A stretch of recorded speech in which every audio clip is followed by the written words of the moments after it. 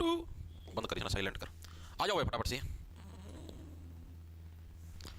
Phone कर दिए हैं हमने साइलेंट। कल वाला टॉपिक ही टॉपिक है। राम राम जी सारे ने, मैं तेरा साथी मोहित पुनिया बताऊं सारे का जोश टारगेट यूट्यूब चैनल पर भाई तड़के तड़के मॉर्निंग की कोल्डनेस में फिर से स्वागत करता हूं। सुना देखिए अंतर फटाफट से।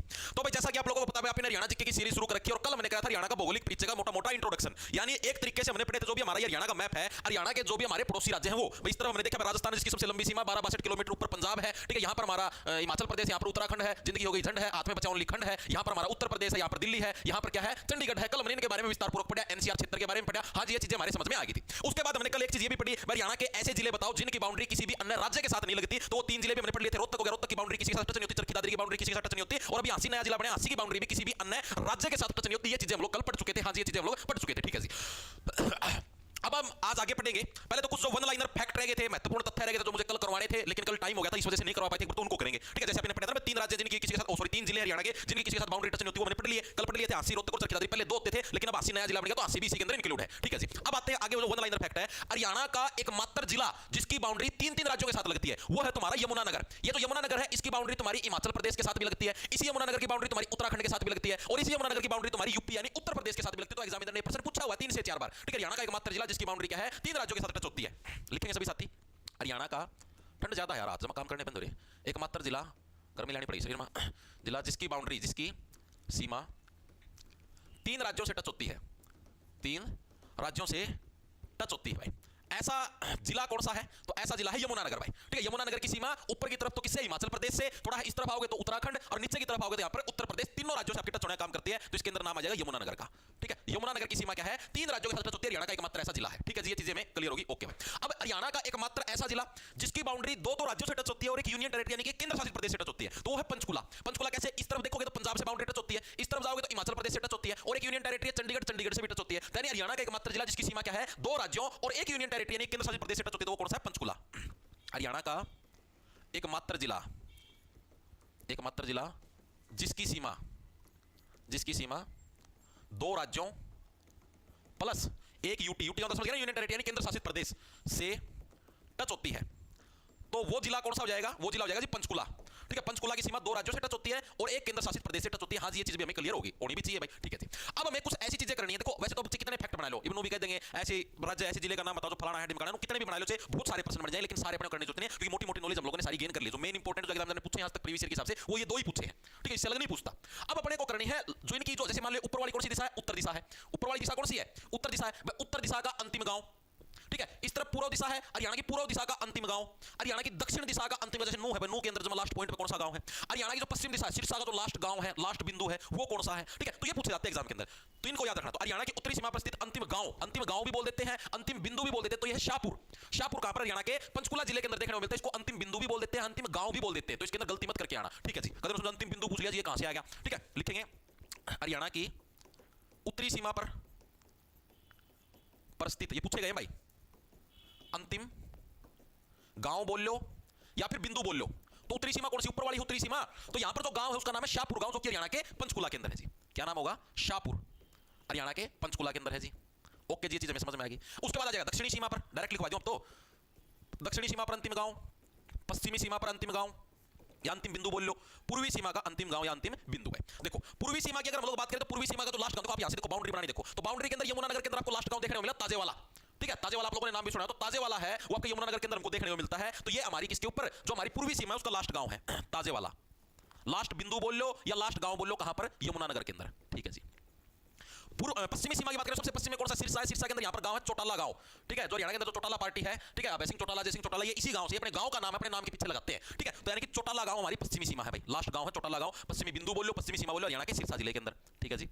दक्षिणी के अंदर आता है यहां पर नू, जो नू है मेवात के अंदर, यहां पर एक गांव जिसका नाम है दोहा, ठीक है। ये जो दोहा गांव है ये आपको देखने को मिलता है नू के अंदर भाई। कौन सा गांव, दोहा गांव, जो कि आपको हरियाणा के नू के अंदर देखने को मिलता है भाई। ये चीजें क्लियर हुई या नहीं हुई, एक बार के लिए बताओ, चारों पॉइंट क्लियर हुआ नहीं हुए। हरियाणा की उत्तरी सीमा पर स्थित अंतिम गांव शाहपुर पंचकुला, ठीक है। यहां पर बात करेंगे तो यमुनानगर के अंदर कौन सा, ताजेवाला। यहां पर बात करें तो सिरसा के अंदर चौटाला गांव। सबसे नीचे बात करेंगे तो नू के अंदर दोहा गांव। ये चार अंतिम बिंदु भी है, अंतिम गांव है पूरे हरियाणा के। मैंने आपको बाउंड्री वाले करवा दिया, बताओ क्लियर हुआ नहीं हुए, फिर से बता दो सर भाई, फिर से इसमें क्या करूं, डायरेक्ट देख लेना, फिर से बताना कि इसमें दोहा नो, वेरी गुड भाई। हरियाणा ग्रुप डी का नोटिफिकेशन कब तक आएगा सर? भाई राहुल रंगा आत्मदे दुकंगा, भाई अभी कुछ भी नहीं पता मेरे भाई कब आएगा। ठीक है, पहले पुलिस का आएगा, ग्रुप डी का बाद में आएगा, पहले पुलिस का आएगा। और आप नोटिफिकेशन की चिंता मत करो, आप अपनी तैयारी के ऊपर फोकस रखो। सीटी ग्रुप सी का पेपर आया था ना, हाल ही होंगी पाखड़ी थोड़ी बहुत है, नंबर आ रहे होंगे 60 है, जितने पढ़ो वही दोबारा मानो बात है। तो भाई तब नो ना करेगा, नोटिफिकेशन कब आएगा, नोटिफिकेशन आएगा तब पढ़ना शुरू करेंगे। जो बालक नोटिफिकेशन आया पढ़ना शुरू करें उसका आज तक कभी सिलेक्शन नहीं हुआ, या बात मैंने देख ली जीवन में। ठीक है, खूब बालक देखो यार, मैं तुम बताओ डेली मैसेज आऊँ डेली, सबका भी रहा है। जो बच्चा रेगुलर तैयारी करता ना, जैसे मान लीजिए कोई नोटिफिकेशन को नहीं आ रहा ना, पुलिस का ना ग्रुप डी का, अरे भी जो बच्चे पढ़ने लग रहे हैं, जैसे अपना पास 2100 बच्चे जुड़ रहे हैं फिलहाल लाइव, ठीक है, ये बच्चे जो अभी भी पढ़ने लग रहे हैं बिना नोटिफिकेशन आए भी, इन्हीं बच्चों का सिलेक्शन होगा आगे। किसी का ग्रुप डी निकल जाएगा, कोई सीटी मेंस में लग जाएगा, आई चीज समझ में। और जो तुम खुद देख लियो, नोटिफिकेशन आए बच्चे तो मान लो अपना जैसे लास्ट लग 3-4 हजार लाइव जावा है, ठीक है, नोटिफिकेशन आए 7-8 हजार भी लाइव चला करेंगे, फिर वो जो भीड़ है ना वो है सिर्फ हमारे वर्ग के व्यूज बढ़ाने की, बस उसका कोई नौकरी से कोई संबंध नहीं, ना वो नौकरी लगा है। पांच वीडियो आप व्यूज भी देखो 3-4 लाख व्यूज आया करेंगे पेपर का दौरा, वो सारी भीड़ है सिर्फ एग्जाम के अंदर दिखाने के लिए, सरकार की कमाई करवाने खातर, हमारे वर्ग की कमाई करवाने खातर, रोडवेज की कमाई करवाने खातर, सबकी कमाई का जरिया हो बस। पढ़ने बालक सारे यही है बस। ठीक है, जो वास्तव में जो पढ़ने वाले बच्चे हैं जोर मार के हरियाणा के अंदर मैं बताने लग रहा हूँ 50 से 60 हजार, बाकी सारी भीड़। आधे तो नो है, हाँ मैं पढ़ने जावा है लाइब्रेरी का, मैं किताब उठा ली, आज पढ़ लिए, 2 दिन जारी मार ली, आज फिर पढ़ लिए, फिर 3 दिन जारी मार ली, बार खड़े की चाह की चुस्की मार ली, कोई छोरी पाएगी लाइब्रेरी में उसके लिए बता ली, आधे तो जावा इस सौदा खातर है, ऊपर फार्म भरी जाऊंगा दिखाई हाँ पढ़ा नौकरी को कर मिला, कौन मिला भाई। ठीक है, जो वास्तविक पढ़ने वाले बच्चों 50-60 हजार बच्चे हैं भाई। ठीक है, वही लगते हैं हर साल, ये भी वही लगेंगे जितनी भर्तियां होंगी ना। जो वास्तविक पढ़ने वाले देखो, जो डिप्लोमा वगैरह वाले वो अलग है, उनकी बात नहीं करने लग रहा, जो नॉर्मल प्लस 2 पास है, नॉर्मल ग्रेजुएशन वाले उनकी बात कर रहा हूं, उसका में इतने बालक हैं, बाकी सारी भीड़ है बस। ये चीजें हुई क्लियर, आगे चलो। क्या हुआ सर? 17-18 जनवरी को ही होगा क्या? हाँ भाई, पूजा कुमारी, क्योंकि भाई क्या हुआ, विनय ने कहा सर सॉरी, एक लड़की ममता ने कल नोट्स के लिए मुझे बोला था, आपने उसको डांट दिया, सब उसको लाइव में कमेंट में पर्सन करते हैं, इसलिए वो सैड है सर, एक बार बोल दो, मजाक था वो, ताकि वो स्टडी पे ध्यान दे सके। अरे विनय 200 रुपये का गुप्ता। अरे भाई ममता सॉरी भाई, कल वो मजाक कर दिया भाई, मैं तब मेरी बात सीरियस ना लिया करो, और मैं जो चीज़ क्या करूँ मजाक में क्या करूँ भाई। भाई ममता अगर आपको बुरा लगा हो कल वाली बातों से तो भाई मेरी तरफ से माफ़ी, ठीक है, आगे से नहीं बोलेंगे भाई, बस अब अपने पढ़ाई के ऊपर ध्यान दो। विनय तेरी पूरी मेर में आया है, बाजी बात ध्यान दे रहा है, और क्यों लीड जाता है, सॉरी बोलना पड़ा। आगे चलो, अब इतनी चीजें हर एक साथी क्लियर होगी, अब हम लोग चलते हैं आगे। अब क्या भाई, हरियाणा के मध्य में एक जिला स्थित है भाई, हरियाणा के बीच में एक जिला स्थित, देखो ना आपको चलो, हरियाणा के मध्य में एक जिला स्थित है जिसका नाम है जींद। ठीक है जी, और ये सबसे अधिक जिलों के साथ घिरा हुआ है।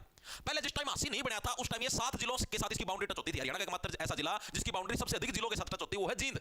ठीक है जी, अब जींद की बाउंड्री पहले 7 जिलों के साथ टच होती थी, अब 80 बढ़िया 80 बाद अब 8 जिलों के साथ इसकी बाउंड्री टच होती है। कैथल के साथ होगी, करनाल के साथ होगी, पानीपत के साथ होगी, सोनीपत के साथ होगी, रोहतक के साथ होगी, आसी के साथ होगी, हिसार के साथ भी टच होने लग रही है, और फतेहाबाद के साथ भी टच होने लग रही है, यानी 1 2 3 4 5 6 7 8।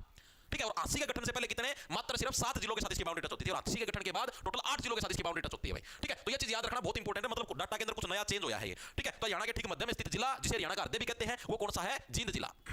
हरियाणा के ठीक मध्य में स्थित जिला, इसको हरियाणा का हृदय भी कहते हैं, हरियाणा हार्ट ऑफ हरियाणा, मध्य में स्थित जिला जिसे एचआर का हृदय भी कहते हैं, हरियाणा का हृदय, या फिर इसको हार्ट ऑफ हरियाणा भी बोल देते हैं, हार्ट ऑफ एचआर भी बोलते हैं। तो वो कौन सा है? वो आपका जींद जिला भाई। ठीक है जी, और जींद जिला कितने जिलों के साथ बाउंड्री टच करता है? ये करता है हरियाणा के 8 जिलों के साथ बाउंड्री टच, वर्तमान सिचुएशन के हिसाब से बता रहा हूं। ठीक है, एचआर के 8 जिलों के साथ बाउंड्री बनाता है, 8 जिलों से सीमा बनाता है भाई। ठीक है, जो कि सबसे अधिक है, हरियाणा में सबसे अधिक जिलों के साथ सीमा कौन बनाता है? जींद जिला। ठीक है, हरियाणा के क्या वगैरह है सिटी मेंस के बैच पे कोई ऊपर है भाई, फिलहाल तो नहीं है रवि, नए साल पे निकाल देंगे। ठीक है, जो कि क्या है, हरियाणा के 8 जिलों के साथ सीमा बनाता है, हरियाणा के सर्वाधिक जिले हो गए। ठीक है, हरियाणा के 8 जिलों के साथ सीमा बनाता है, सबसे अधिक, यहां पर लिख दो ना, सबसे अधिक एचआर के 8 जिलों के साथ बाउंड्री बनाने का काम कौन करता है? जींद करता है। पहले कितने जिले थे? पहले 7 जिले थे, अब 80 नया बढ़ गया, तो 80 बढ़ने के बाद क्या है आपके पास टोटल 8 जिले हो गए। ठीक है जी, सेकंड नंबर पर कौन सा जिला आता है जो कि सबसे अधिक जिलों के साथ बाउंड्री बनाता है? सेकंड नंबर पर आता है रोहतक भाई। ठीक है, दूसरे नंबर पर रोहतक आता है जो कि हरियाणा के 6 जिलों के साथ बाउंड्री बनाने का काम करता है, जो कि हरियाणा के 6 जिलों के साथ बाउंड्री बनाता है, 6 जिलों से सीमा बनाता है भाई। ठीक है, सेकंड नंबर पर रोहतक है, 2 याद रखना, एक जींद एक रोहतक। रोहतक का और देख लो कारोबार, देखो रोहतक का देखो, सोनीपत के साथ बाउंड्री, जींद के साथ बाउंड्री। अब यहां पर ये क्या नाम है? 80 मिनट दिया रहा है, ये तो गलत काम करे भाई इतना, एक सेकंड, 80 को नहीं मिटाना था यार, बड़ी मुश्किल तो बढ़िया है, आता मिटाना ला रहा है, शर्म आओ ना, सॉरी भाई सॉरी। ये देखो भाई, अब एक नया ट्विस्ट है, पहले रोहतक की बाउंड्री हिसार के साथ टच होती थी, अब रोहतक की बाउंड्री हिसार के साथ टच नहीं होगी, अब रोहतक की बाउंड्री सिर्फ किसके साथ टच होगी? अब रोहतक की बाउंड्री सिर्फ 80 के साथ टच होगी भाई। ठीक है, अब देखो क्या है हमारे पास, रोहतक की सोनीपत, जींद, आसी, भिवानी, चरखी दादरी, झज्जर। ठीक है, 1 2 3 4 5 6 जिलों के साथ बाउंड्री बनाने का काम करता है रोहतक भाई। ठीक है, तो डिफरेंस समझ में आ गया? सबसे अधिक जिले जींद के साथ बाउंड्री बनाते हैं, और सेकंड नंबर पर रोहतक के साथ बाउंड्री बनाते हैं, जींद के साथ 8 जिले, रोहतक के साथ 6 जिले। पहले 6 जिलों के अंदर हिसार शुमार था, हिसार नहीं बनाता, हिसार के बजाय अब 80 बाउंड्री बनाने का काम करता है रोहतक के साथ भाई। ठीक है, ये डिफरेंस क्लियर कर लेना भाई। ओके, ठीक है जी। सर जी इंग्लिश और हिंदी की पेडागोजी करवा दो स्टेट के लिए। पेडागोजी भाई मैं टीचर, अगर आप लोग देखो स्टेट के अगर बच्चे हैं अपने साथ जुड़े हुए हैं तो मैं टीचर ढूंढ के करवा दूंगा यूट्यूब के ऊपर लाइव पेडागोजी। ठीक है, अब जो एक इंपॉर्टेंट जो क्वेश्चन आता है वो ये आता है, अब जो जैसे मैंने आपको बता दिया उत्तरी बिंदु, दक्षिणी बिंदु, पूर्वी बिंदु, पश्चिमी बिंदु, ये चीज हम लोग पढ़ चुके। अब जो नया ट्विस्ट आता है हरियाणा का एकमात्र ऐसा कस्बा, ये तो गांव है, एक ऐसा कस्बा जो कि तीन ओर से राजस्थान से घिरा हुआ है, तो उसका नाम है फिरोजपुर झिरका। और ये भी कहां पर, यहीं पर नू के अंदर देखने को मिलता है। ये कस्बा एक तीनों ओर से ऐसे राजस्थान से घिरा हुआ है। ठीक है, गांव अलग होता है, कस्बा अलग है, छोटा सा कस्बा है। ठीक है, तो लिखेंगे सभी साथी, पूछा जाता है हरियाणा का एकमात्र कस्बा जो तीन ओर से राजस्थान से घिरा हुआ है भाई, राजस्थान से घिरा हुआ है, उस कस्बे का नाम क्या हुआ, घिरा हुआ है, उसका नाम है भाई फिरोजपुर झिरका। क्या नाम है, फिरोजपुर झिरका, इसका नाम है फिरोजपुर झिरका। ठीक है, और कहां पर हमको देखने को मिलता है, यह हरियाणा के नू जिले के अंदर देखने को मिलता है। इसको याद कैसे रखोगे, देखो फिरोज नाम का कोई व्यक्ति है। ठीक है, फिरोज एक मुस्लिम नाम है, स्त्री वाले मुस्लिम व्यक्ति से क्या है, हमारी सभी महिलाएं मुंह ढक लेती हैं। ठीक है, उसको अपना मुंह नहीं दिखाते, नहीं तीनों ओर से है, सभी ने मुंह ढक लिया, इस तरीके से याद रख लो। ठीक है, यानी फिरोजपुर झिरका से क्या है, तीनों ओर से क्या हमने मुंह ढकने का काम किया, राजस्थान से मतलब तीनों ओर से घिरा हुआ फिरोजपुर झिरका कस्बा है नू जिले के अंदर भाई। ठीक है, इस ट्रिक से इसको याद रख लेना। चीजें क्लियर हुई या नहीं हुई, दिमाग के अंदर घुसी या नहीं घुसी, हाँ जी घुसी। अब कल मैंने आप लोगों को बताए थे अलग अलग जिले, सॉरी अलग अलग राज्य जो हरियाणा से बाउंड्री बनाते हैं। जैसे हमने यहाँ पर देखा, ये राजस्थान था, यहाँ पर पंजाब था, ठीक है, यहाँ पर ऊपर हमारे पास हिमाचल प्रदेश था, और यहाँ पर एक उत्तराखंड भी था। और मैंने एक चीज बोली थी कि उत्तराखंड है, उसकी हरियाणा के साथ सबसे छोटी बाउंड्री टच होती है, मात्र 11 किलोमीटर की। कल बताई थी, हरियाणा से सबसे छोटी सीमा कौन सा राज्य बनाता है, उत्तराखंड बनाता है, मात्र 11 किलोमीटर। ये चीज हम लोग कल पढ़ चुके। ठीक है जी, लेकिन ये जो उत्तराखंड जो बाउंड्री बनाता है ना, ये सारी जलीय सीमा है। जलीय का मतलब समझते हो, क्योंकि देखो यमुना नगर के पास से क्या है, यमुना नदी ऐसे ऐसे बाउंड्री बनाने का काम करती है हरियाणा के अंदर, ऐसे ऐसे यमुना नदी। ठीक है, अब ये जो यमुना नदी है ना, ये एक बॉर्डर का काम करती है यमुना नगर और उत्तराखंड के बीच में, यूके के बीच में। ठीक है, तो आपसे एग्जामिनर ये प्रश्न पूछता है कि हरियाणा का एकमात्र, सॉरी भारत का एकमात्र राज्य है जो कि हरियाणा के साथ पूर्णतः जलीय सीमा बनाता है। जलीय स्थलीय का मतलब समझ गया, स्थलीय का मतलब धरती से धरती भी है। ठीक है, आड़ा है तारा धरती, और ये जो मान लो हरियाणा की धरती और उत्तराखंड की धरती के बीच में पानी की बाउंड्री है भाई, बीच में यानी कि यमुना नदी गुजरती है। तो ये प्रश्न पूछता है एग्जामिनर, हरियाणा सॉरी भारत का एकमात्र राज्य है जो कि हरियाणा के साथ जलीय सीमा बनाता है। जलीय का मतलब समझ गए, यानी पानी वाली बाउंड्री बनाता हो, धरती धरती को नहीं मिलती। ठीक है, बीच में यमुना नदी बनाया, उस यमुना नदी का पुल बना रहे, उस पुल का माध्यम था आप हरियाणा से ही उत्तराखंड के अंदर घुसते हैं। ठीक है, तो उत्तराखंड है, लिखेंगे सभी साथी। एचआर का, सॉरी एचआर नहीं, भारत का एकमात्र राज्य है, एकमात्र राज्य जो एचआर के साथ पूर्णतः जलीय सीमा बनाता है, पूर्णतः जलीय सीमा बनाता है, तो वो कौन सा है, वो है तुम्हारा उत्तराखंड भाई। ठीक है, मात्र कितने किलोमीटर की, मात्र 11 किलोमीटर की सीमा बनाने का काम करता है उत्तराखंड, और ये सारी की सारी सीमा कैसी है, जलीय सीमा है। ठीक है, ये चीजें में क्लियर होगी भाई। तो हरियाणा का जो पड़ोसी राज्यों से रिलेटेड जो फैक्ट थे, जिलों से रिलेटेड जो फैक्ट थे, वो मैंने आप लोगों को पूरे करवा दिए हैं। अब हम लोग हरियाणा का मोटा मोटा भौगोलिक परिचय करेंगे। हरियाणा का गठन कब हुआ, एरिया कितना है, ये एरिया भारत का कितने प्रतिशत है, ठीक है, ग्लोब के ऊपर भारत की सिचुएशन क्या है, भारत के मैप के अंदर हरियाणा की सिचुएशन क्या है। ठीक है, वो सारी चीजें पढ़ेंगे, हरियाणा को कितने भागों के अंदर बांटेगा भौगोलिक स्थिति के आधार पर, एंड ये सारी चीजें हम लोग पढ़ने का काम करेंगे। इतनी चीजें क्लियर है ना हर एक साथी के। चलो आगे। सर मैं एससी कैटेगरी की फीमेल कैंडिडेट हूं, मेरे 100.5 आए हैं सीपीओ के पेपर में, तो क्या फिजिकल की तैयारी करूं सर? 12 तारीख को पहली शिफ्ट में थी मेरी, नॉर्मलाइज्ड होकर नंबर कम तो नहीं होंगे भाई? देखो इसी का चेक करके बता सकता हूं भाई, आज शाम तक मेरे को डाटा मिल जाएगा सीपीओ वालों का सारा। ठीक, उसके बाद मैं आप लोगों को बता सकता हूं किस शिफ्ट वाले के अंदर कितने वाले का मोटा मोटा नंबर आ जाएगा, अभी कुछ भी नहीं बता सकते भाई। सर जी स्टडी काफी बच्चे करवा देना। चलो मैं पूजा कुमारी करता हूं मैं बात, ठीक है। तो जब आपको बैच चेंज के लिए बोला था, मैसेज सेंड नहीं कर रहे हैं, कोई बात नहीं भाई, आज अभी दोबारा मैसेज कर देना, ठीक है, वो हेल्पलाइन नंबर पे करना, करवा देंगे चेंज, ओके। लेकिन बैच के अंदर भी वो होता है कि सर जी ऐप पर मैथ की क्लास के अलावा कोई और क्लास लाइव नहीं लगती क्या? श्वेता जी अभी इंग्लिश का सिलेबस परसों खत्म हो गया है, इंग्लिश की लाइव लगती थी, रीजनिंग का सिलेबस भी खत्म हो चुका है, ठीक है, मैथ का सिलेबस ये समझो 31 दिसंबर से पहले खत्म हो जाएगा, ठीक है, इंडिया जीके का सिलेबस भी खत्म हो चुका है, लगभग बैच का सारा सिलेबस खत्म हो चुका है भाई। तो लाइव अब कैसे लगेगी? अब मेरे को ये बताओ श्वेता कि डेली नए नए बच्चे बैच ले हैं, जैसे मान लिया आज आपने बैच ले लिया, कल कोई और लेगा, परसों कोई और लेगा, तो हम क्या डेली नए नए दोबारा सिलेबस करवाई जाएंगे, दोबारा फिर लाइव आपके लिए अलग से डाउट ग्रुप बना रखा है, आप डाउट ग्रुप में मैसेज करो, क्लास देखो, आपको कोई चीज नहीं आती डाउट ग्रुप में मैसेज करो, ठीक है। अब यार इंडिया जीके का सिलेबस पूरा हो लिया, अगस्त में शुरू किया था, पूरा हो लिया सारा, ठीक है। ये भाई बैच अगस्त का शुरू हो रहा है, 3 अगस्त से बैच स्टार्ट किया था, तो सिलेबस पूरा हो लिया भाई, उसमें बार बार थोड़ी ना करवाएंगे, मानो यह बात है। डेली नए बालक ले हैं, डेली दोबारा थोड़ी ना शुरू करवाऊंगा मैं। रीजनिंग का भी पूरा लिया, इंग्लिश का अभी परसों खत्म हुआ, last topic subject verb agreement करवाया सर ने। अब इंग्लिश की भी लाइव क्लास लगनी बंद होगी, तुमको इंग्लिश की भी नहीं लगती जी, ये मैथ का बच रहा, तो मैथ की लगेगी, रीजनिंग का भी हो गया, सारा हो गया, कंप्यूटर का भी हो लिया, साइंस का भी हो लिया। अब तभी तो मैंने मेंटरशिप स्टार्ट करके, मेंटरशिप का मतलब क्या होता है? मेंटरशिप का मतलब ये है भाई डेली सुबह आपको टारगेट मिलेंगे कि हाँ जी आज आपको ये लेक्चर पढ़ना, आज आपको ये लेक्चर पढ़ना, कोई डाउट आए तो इस नंबर के ऊपर व्हाट्सएप ग्रुप बना रखा है, उसके अंदर जाके आप डाउट ग्रुप के अंदर मैसेज करके पूछ लो, हाँ जी ये सवाल हमको नहीं आया, मैं थोड़ा सा बता देते हैं, सिंपल सा है, ठीक है। अब जैसे हिंदी है, हिंदी का सिलेबस वैसे तो हो चुका है, लेकिन मैं अब दोबारा से करवाऊंगा, हरियाणा जीके का सिलेबस भी हो चुका था पहले का ही पूरा, लेकिन मैं दोबारा से करवाने लग रहा हूँ, ठीक है, तो टेंशन मत लिया करो तुम। हाँ न्यू ईयर पे डिस्काउंट देते हैं, डोंट वरी, न्यू ईयर पे मैं कोशिश करूंगा का परसों मैं दे दूं। चलो आगे चलो, अब करते हैं हरियाणा का भौगोलिक परिचय विस्तार पूर्वक। हरियाणा का भौगोलिक परिचय, भौगोलिक परिचय पढ़ते हैं, आओ। हरियाणा का भौगोलिक परिचय क्या है भाई? देखो पहली चीज तो हरियाणा का गठन कब हुआ था, पहली मोटी सी चीज है, सीधी सी बात है, हरियाणा गठन कब हुआ था सभी को पता, मेरे हिसाब से ए टू जेड सभी बच्चों को 1 नवंबर 1966 को क्या है हरियाणा का गठन हुआ था। कब हुआ था? 1 नवंबर 1966 को हरियाणा का गठन हुआ था। हाँ जी, इस चीज का आपको पता है, ये है हरियाणा का भौगोलिक परिचय का मोटा सा इंट्रोडक्शन। ठीक है, इसके अंदर ना तो कुछ याद करवाने की जरूरत, ना कुछ, सभी को पता है 1 नवंबर 1966 को हरियाणा पूरे देश के अंदर छा गया था। 66 का मतलब छा गया था पूरे देश के अंदर भाई। ठीक है, हरियाणा का गठन हुआ किससे अलग करके हुआ था? जो पंजाब है, पंजाब से अलग करके भाई। ठीक है, पंजाब से अलग करके 17वें राज्य के रूप में हरियाणा गठन हुआ था। 17वें राज्य के रूप में गठन पूछा जाता है ये प्रश्न। ठीक है, हरियाणा का गठन जब हुआ था तो हरियाणा है देश का कौन सा राज्य बना था? 17वें नंबर का राज्य बना था, यानी इससे पहले 16 राज्य थे भारत के अंदर। ठीक है, जब हरियाणा गठन हुआ तो हरियाणा पंजाब से अलग करके 17वें राज्य के रूप में इसका गठन किया गया।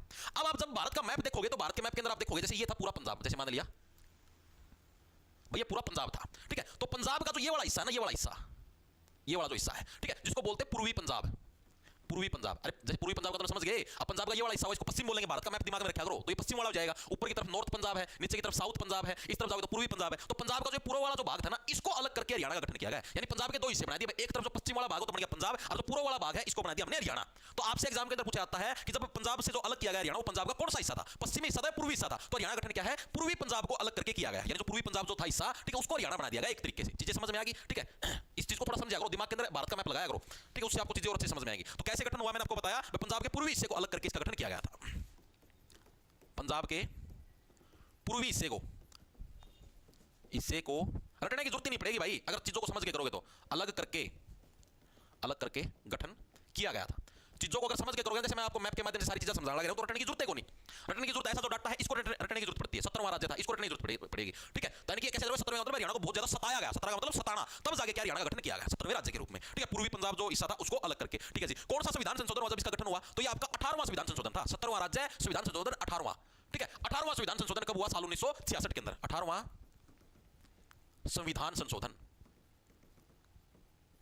1966 के तहत क्या है आपका हरियाणा का गठन हुआ एज ए 17वां राज्य। ठीक है, 18वां संविधान संशोधन 17वां आपका राज्य इसके रूप में गठन हुआ। हाँ जी, ये चीजें हमको क्लियर होगी, दिमाग के अंदर घुस गई। ठीक है जी, अब मैंने आप लोगों को ये चीज कल भी पढ़ाई थी कि हरियाणा का क्षेत्रफल कितना है, हरियाणा का एरिया कितना है, सभी को पता है कितना। क्या ट्रिक बताई थी भाई? 2 लिखो, इसका डबल कर दो 4, इसका डबल कर दो 4, बीच में लगा दो 1, 44,212 वर्ग किलोमीटर। कल बताया था, डायरेक्ट भी याद रख लो, जिसके डायरेक्ट याद रहे तो इस तरीके से 44,212 वर्ग किलोमीटर क्या है हरियाणा का एरिया है। लेकिन अब एग्जामिनर ने जैसे अब की बार जो सीईटी का ग्रुप सी का जो प्री वाला पेपर था, उसके अंदर ये प्रश्न पूछा था हरियाणा का क्षेत्रफल है भारत के क्षेत्रफल का कितने प्रतिशत है परसेंटेज के हिसाब से। तो भारत का जो पूरे भारत का जो एरिया है, पूरे भारत के एरिया का मात्र 1.34% है हरियाणा, 1% समझ लो बस। ठीक है, तो यानी कि वर्ग किलोमीटर है जो कि भारत के क्षेत्रफल का, भारत के एरिया मतलब क्षेत्रफल हो गया, एरिया का 1.34% है। 1.34% पूछा गया था भाई।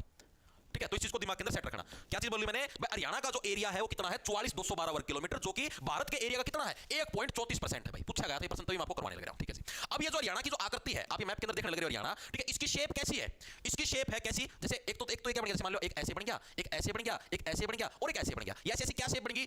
रेक्टेंगल टाइप बन गया। रेक्टेंगल चतुर्भुज बोलेंगे। ठीक है, लेकिन चतुर्भुज की जो सारी भुजाएं वो एक जैसी नहीं है। विषमबाहु का मतलब भाई ओड भाई सारी समान नहीं है। देखो एक तो समबाहु का मतलब जिसकी सारी भुजाएं समान हो, विषमबाहु का मतलब जिसकी सारी भुजाएं समान ना हो। तो इसकी शेप कैसी है? विषमबाहु चतुर्भुज की तरह। ठीक है, तो हरियाणा की शेप पूछ ले तो कैसे बताओ, क्या बताओगे? हरियाणा की जो आकृति है, आकृति कैसी है? विषमबाहु चतुर्भुज की तरह। विषमबाहु चतुर्भुज की तरह क्या है? चतुर्भुज। ये क्या है? इसकी आकृति है। ठीक है जी, आकृति भी हमको क्लियर होगी। ठीक है जी, चतुर्भुज में छोटी की आ जाएगी शायद, देख लियो मात्रा है, चतुर्भुज छोटी आओगी इसमें। ठीक, आकृति कैसे? विषमबाहु चतुर्भुज। ठीक है जी, अब हम लोग देखते हैं इसकी ग्लोब के ऊपर लोकेशन क्या है। अब पहले तो ग्लोब के ऊपर लोकेशन के लिए आपको यहाँ पर ग्लोब बनाना पड़ेगा। ग्लोब बनाता हूं तुम्हारा, तुमको मतलब अच्छे से विस्तार पूर्वक समझाऊंगा, टेंशन ना लो। अगला पन्ना समझा दूं, अगले पन्ने के ऊपर आओ। देखो ये हो गया हमारे पास ग्लोब। ठीक है जी, ग्लोब हो गई। अब ग्लोब के ऊपर दो लाइनें होती हैं, दो टाइप की। एक तो ये वाली लाइन, एक सेकंड रुको। ठीक है जी, इनको बोलते हैं भाई, ये वाली जो रेखाएं होती हैं इनको बोलते हैं अक्षांश रेखाएं। क्या बोलते हैं? अक्षांश रेखाएं। जो ऐसे मतलब कैसे जो पसरी हुई होती है इनको क्या बोलते हैं? इनको अक्षांश रेखाएं बोलते हैं। ठीक है, अक्षांश जैसे आपने ज्योग्राफी के अंदर मैंने भूगोल पढ़ाया था, इंडिया जीके के अंदर देखना, उसके अंदर विस्तारपूर्वक समझा रखा है टॉपिक अच्छे से। ठीक है, यहां पर दो बिंदु होते हैं, ऊपर वाले को बोलते हैं नॉर्थ पोल यानी कि उत्तरी ध्रुव, हिंदी में बोलोगे तो उत्तरी ध्रुव पोल को बोलते हैं हिंदी में ध्रुव। और ये होता है हमारे पास साउथ पोल, जिसको बोलते हैं दक्षिणी ध्रुव। ठीक है जी, अब जो अपना भारत है ना, भारत ये जो बीच वाली जो लाइन होगी, ठीक है, होगी अक्षांश रेखा। ठीक है जी, अब यहां पर जो रेखाएं होती हैं, जैसे कुछ दूरी पर रेखाएं होती हैं अलग अलग, जैसे मान लीजिए ये जो दूरी है, यहां पर एक रेखा हो जाएगी, एक सेकंड रुको, जैसे ठीक है, इसको बोलते हैं कर्क रेखा। थोड़ा इस तरफ लिख दूं ताकि अभी भारत का मैं भी बनाऊंगा। ये होगी तुम्हारे पास कर्क रेखा। ठीक है जी, जिसको बोलते हैं ट्रॉपिक ऑफ कैंसर। ठीक है, नीचे वाली जो लाइन होगी इसको बोलेंगे मकर रेखा। क्या बोलेंगे? मकर रेखा। इंग्लिश में बोलते हैं ट्रॉपिक ऑफ कैप्रिकॉर्न, मकर रेखा। अब जो अपना भारत है ना ग्लोब के ऊपर, अपना भारत है यहां पर, यानी कर्क रेखा हमारे भारत के बिल्कुल बीचों बीच से गुजरती है, ये अपना भारत है ग्लोब के ऊपर, ठीक है जी। अब एक लाइन आती है ऊपर से नीचे ऐसे, ठीक है जी, इसको बोलते हैं भाई देशांतर रेखाएं। क्या है? देशांतर रेखा। ये भी हमारे दो हिस्से हो गए। अगर इस तरफ जाओगे तो ये तो बढ़ गया तुम्हारे पास पूर्वी देशांतर, पूर्व दिशा इसी तरफ होगी, और इस तरफ आओगे तो ये क्या बढ़ गया तुम्हारे पास? पश्चिमी देशांतर, पश्चिमी देशांतर। अब हरियाणा की सिचुएशन देखो आप, हरियाणा की सिचुएशन सीधी सी है भाई, एक तो क्या जो अक्षांश है, अगर हम अक्षांश देखें बीच वाली रेखा अक्षांश है, तो इससे क्या है भारत का मैप है, ये पूरा भारत का मैप है, ये जो मैंने आपको चक्कर बना के दिखा दिया, ठीक है, ये ऊपर की तरफ है, यानी सीधी सी बात है। हरियाणा की अगर हम बात करें तो ये क्या है? उत्तरी अक्षांश में है, ठीक है, ऊपर की तरफ उत्तर पोल हो गया, यानी ये जो मेन लाइन है अक्षांश के हिसाब से ऊपरला उत्तरी अक्षांश, नीचला दक्षिणी अक्षांश, यानी किसमें है? उत्तरी अक्षांश के अंदर है, ठीक है। तो पहली चीज यहां पर लिखा जाता है लोकेशन ऑन मैप, पूछा जाता है ग्लोब के ऊपर, लोकेशन ऑन ग्लोब, ठीक है। पहली लोकेशन आपसे पूछेगा अक्षांश के हिसाब से बताओ, अक्षांश के हिसाब से, दूसरी पूछेगा देशांतर के हिसाब से, बहुत इंपॉर्टेंट है, ठीक है जी। तो मैंने बताया अक्षांश के हिसाब से किस अक्षांश के अंदर है? उत्तरी अक्षांश, पूरा भारत है उत्तरी अक्षांश में है भाई, तो हरियाणा तो उत्तरी अक्षांश में होना ही होना, यानी कि अगर हम लोग बात करें तो किस अक्षांश के अंदर हरियाणा की लोकेशन ग्लोब के हिसाब से उत्तरी अक्षांश के अंदर हमको देखने को मिलता है, ठीक है जी। देशांतर के हिसाब से देखेंगे, ये देशांतर है, हरियाणा कुछ हिस्सा में पश्चिमी देशांतर के अंदर देखने को मिलता है, लेकिन जो हमारा हरियाणा ये हमारा पूर्वी देशांतर के अंदर हमको देखने को मिलता है, ठीक है। तो यानी कि हरियाणा ने सॉरी भारत का कुछ हिस्सा बोला था, देशांतर के हिसाब से देखें तो पूर्वी देशांतर, पूर्वी देशांतर के अंदर ये हमको देखने को मिलता है। पूर्वी देशांतर पश्चिमी देशांतर समझ गए ना, ये जो बीच वाली लाइन से इस तरफ वाले सारे पश्चिमी है, उस तरफ वाले सारे पूर्वी है, तो पूरा भारत है पूर्वी देशांतर के अंदर है, तो ये तो पूर्वी देशांतर के अंदर आना ही आना, ठीक है जी। ये चीज हमारे समझ में आ गई, दिमाग के अंदर घुसनी भी चाहिए, क्योंकि मैं अच्छे तरीके से तुम्हारे दिमाग में घुसने भी लग रहा हूं। अब हमको देखना है अक्षांशीय विस्तार कितने डिग्री से कितना है, वो आपको समझाता हूं हरियाणा के मैप के ऊपर। जैसे ये हरियाणा का मैप है, एक बार के लिए यहां पर मैं इस गंदगी को साफ कर लेता हूं थोड़ी बहुत जो मैंने खिंडा रखी है, क्लीन चिट करके समझाऊंगा आपको अच्छे से। आज तुमको ऐसा समझाया तो हम लोगों को मजा आएगा, स्वाद आएगा, ठीक है। ये देखो भाई, अब ये जो लाइन है ना, ये जो लाइन है, ये जैसे ये बना दूं इधर, ये जो लाइन है या पीली पीली रंग की दिखी होगी, इसमें सही दिखना वीडियो में, ठीक है जी। ये जो पीली रंग की लाइन है, ये तुम्हारी ये इस तरफ वाली जो लाइन होगी कौन सी होगी? ऊपर से नीचे वाली चलने लग रही है, ठीक है। ये क्या होगी तुम्हारी? बोलो। वेरी गुड, शाबाश शाबाश शाबाश, वेरी गुड, देशांतर रेखा, वेरी गुड शाबाश, ठीक है। तो ये हमारी देशांतर रेखा है, ठीक है। ये कितने डिग्री है? ये 74 डिग्री, ये जो ऊपर डॉट होता है जिसको डिग्री बोलते हैं, 74 डिग्री 28 मिनट, मिनट के लिए एक डंडा लगाते हैं। सेकंड की बात करेंगे जैसे मान लीजिए 30 सेकंड है तो इसके लिए 2 डंडे लगाएंगे, लेकिन सेकंड के अंदर हम लोग नहीं देखते, ठीक है। 74 डिग्री 28 मिनट, ठीक है। दूसरी लाइन है वो यहां पर है, ठीक है। ये ऊपर से नीचे वाली सारी यही तो है देशांतर लाइनें, ऊपर से नीचे वाली सारी देशांतर लाइनें भी मैंने आपको बताई, ऊपर से नीचे ग्लोब के हिसाब से बताने लग रहा हूं, ठीक है। तो 74 डिग्री 28 मिनट से लेकर 77 डिग्री 36 मिनट, 77 डिग्री 36 मिनट वाली लाइन है तुम्हारी ये वाली, ठीक है जी। चीज हमको समझ में आ गई। अब मैं इस हिसाब से देखूं ऐसे, तो ये जो ऊपर वाला जो बिंदु है हरियाणा का, ठीक है, ये कितने डिग्री यानी कितने उसके ऊपर अक्षांश के ऊपर है? तो 27 डिग्री 39 मिनट, 27 डिग्री 39 मिनट अक्षांश, ठीक है। और नीचे वाला जो ये बिंदु है ये हरियाणा का, ये जो नो वाला आएगा, ठीक है, ये कितनी अक्षांश वाली लाइन मैंने बताई ना, सिर्फ पसरी हुई लाइन सारी अक्षांश की है, तो ये 30 डिग्री 35 मिनट, 30 डिग्री 35 मिनट अक्षांश। तो यही एग्जामिनर पूछता है कि हरियाणा है आपका कितने अक्षांश के बीच में लाई करता है? तो हरियाणा 27 डिग्री 39 मिनट अक्षांश से लेकर 30 डिग्री 35 मिनट अक्षांश के बीच में। देशांतर का मतलब ऊपर वाली ऐसे ऊपर से नीचे लाइन है, अब यही तो बताया यार तुमको ग्लोब के अंदर, ये ऊपर से नीचे वाली देशांतर है, ठीक है। तो देशांतर के हिसाब से अगर हम लोग बात करें तो 74 डिग्री 28 मिनट से लेकर आपका 77 डिग्री 36 मिनट देशांतर के बीच में लाई करता है। चीजें समझ में आई या नहीं आई, दिमाग के अंदर घुसी या नहीं घुसी? आज तुम्हारे कंसेप्ट क्लियर होया भाई 74 डिग्री और 77 डिग्री क्या होता है? इनके बीच में हरियाणा ये देशांतर वाली लाइन ऊपर से नीचे, और ये वाली लाइनें अक्षांश वाली लाइनें हैं, ठीक है। घुसी दिमाग के अंदर। और अभी इनको याद करने की ट्रिक भी बताऊंगा, याद कैसे रखोगे, ठीक है। अब मैंने क्या बोला अक्षांश के हिसाब से देखें तो कितने से कितने अक्षांश के बीच में हो गया? 27 डिग्री 39 मिनट, 27 डिग्री 39 मिनट से लेकर 30 डिग्री, ठीक है, 30 ये तो सर्कल बनाने के लिए तो डिग्री है, 30 डिग्री 35 मिनट इसके बीच में लाई करता है। इसको याद रखने की ट्रिक सिंपल सी, आपके पास ऑप्शन आएंगे तो कंफ्यूज होने की जरूरत नहीं है, सिर्फ ये याद रखना भाई 3 डिग्री का फर्क आएगा, 3 डिग्री का डिफरेंस, 27 के बाद 28 29 30, 3 डिग्री का डिफरेंस आएगा। इसी टाइप से अगर हम देशांतर की बात करें तो 74 डिग्री 28 मिनट, मैं ऐसे याद करता था, ऑप्शन आओ तो ऑप्शन में से एलिमिनेट हो जाए, ठीक है। 74 डिग्री 28 मिनट से लेकर कहां तक? 77 डिग्री 36 मिनट, 77 डिग्री 36 मिनट। ये याद रखना कि यहां पर भी कितने का? 3 का गैप है, 74 और 77 के बीच में 3 डिग्री का गैप है, ये गैप याद रखना बस। ऑप्शन आओगे 4, रटने की जरूरत है को नहीं यार, ऑप्शन आओगे 4, ऑप्शन में डायरेक्ट एलिमिनेट हो जाएगा। ऑप्शन का मैं सिर्फ मुंह देखना है भाई जिसका में 3 डिग्री का गैप है, 27 ना याद रखियो और 74 ना याद रखियो, बस 27 74, ठीक है। 27 में 3 जोड़ना है 30 डिग्री बन जाएगा, 74 में 3 जोड़ना है 77 डिग्री बन जाएगा। ऑप्शन मतलब ऑटोमेटिक दिमाग में सेट, मेरा तो मुंह रहा है भाई, ठीक है। मतलब देखा ऑप्शन आ गया, ऑप्शन में देख लिया 27 डिग्री में 3 डिग्री का गैप याद रखो, दोनों में 3 डिग्री का गैप है, ठीक है। 30 बन जाएगा 77 बन जाएगा, डायरेक्ट ऑप्शन मारो टक देसी, ठीक है, ठीक है।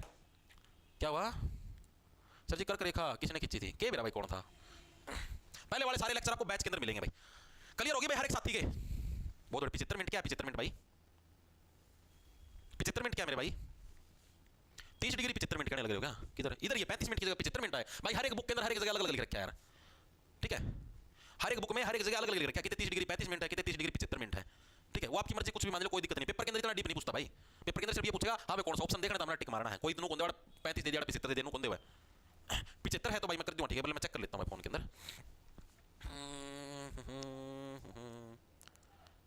एक सेकंड रुको। अरे भाई